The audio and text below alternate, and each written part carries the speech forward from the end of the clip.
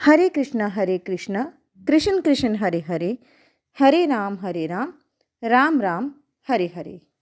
कार्तिक की कहानियाँ जिसको सुनने से सभी मनोवांछित फल की प्राप्ति होती है।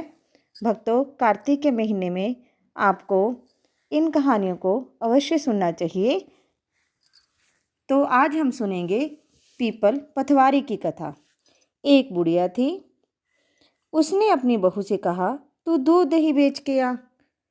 वह बेचने गई तो रास्ते में औरतें पीपल पथवारी सींच रही थी। उनको सींचता देखकर बहू ने पूछा, तुम यह क्या कर रही हो? औरतें बोली, हम पीपल पथवारी सींच रही हैं, इससे अन्न और धन होता है, 12 वर्ष का बिछड़ा हुआ पति मिल जाता है।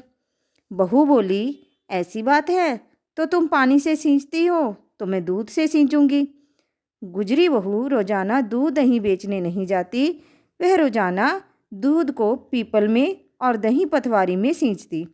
सास दूध दही का दाम मांगती तो कह देती, महीना पूरा हो जाने पर ला कर दूंगी। कार्तिक का महीना पूरा हो गया।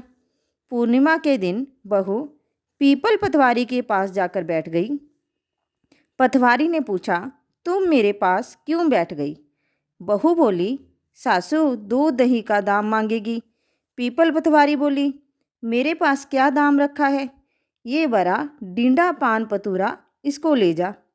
बहू ने वही ले जाकर कोठरी में रख दिया और डर के मारे कपड़ा ओढ़कर सो गई। सासू बोली, पैसे ले आई बहू? बहू बोली, कोठरी में रखे हैं।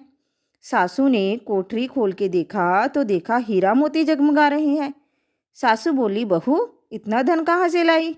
बहू ने आकर देखा तो सच्ची में ही धन भरा हुआ है। बहू ने सास को सारी बात बता दी। सास ने कहा, अब की कार्तिक में मैं भी पथवारी सींचूंगी।